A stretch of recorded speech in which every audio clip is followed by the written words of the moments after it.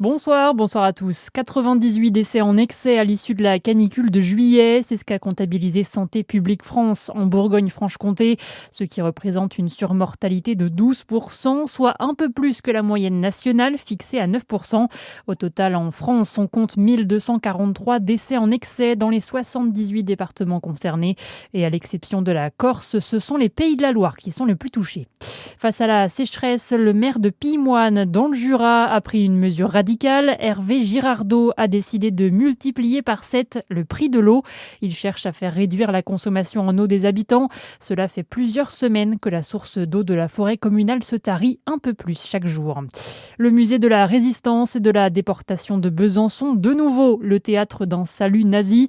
Cette fois, c'est un homme de 55 ans qui en est l'auteur, mais ce cas est loin de représenter un fait isolé pour le musée qui a connu son 13e geste de la sorte depuis le début de l'année, soit près de 5 fois plus qu'en 2025.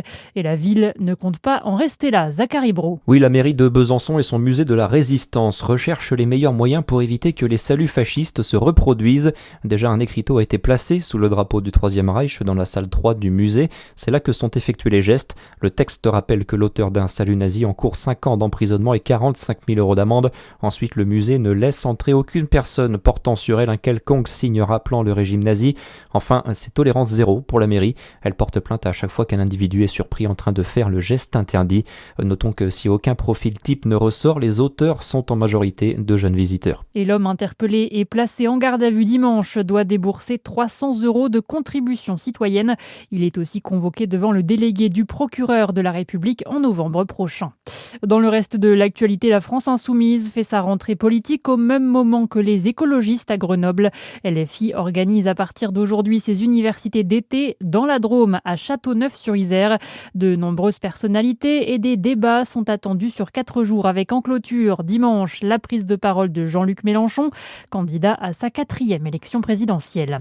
Le préfet du Var appelle à la prudence alors que son département est placé en vigilance orange aux orages, tout comme 5 autres départements, les Alpes-Maritimes, l'Isère, les Hautes-Alpes, la Drôme et l'Ardèche, avec des rafales pouvant atteindre 80 km/h, voire plus. Demain matin, c'est la Corse qui sera en orange.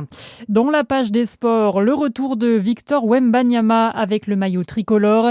L'équipe de France de basket affronte la Serbie ce soir en amical à Belgrade. Le joueur des San Antonio Spurs n'a plus évolué avec les Bleus depuis les Jeux Olympiques de Paris.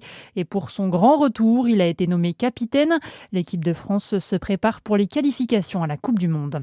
Et puis, poursuite de la Ligue 2. Demain, Dijon est attendu sur la pelouse de Clermont-Ferrand à 20h. Voilà pour l'essentiel de l'actualité. Bonne soirée sur Fréquence Plus.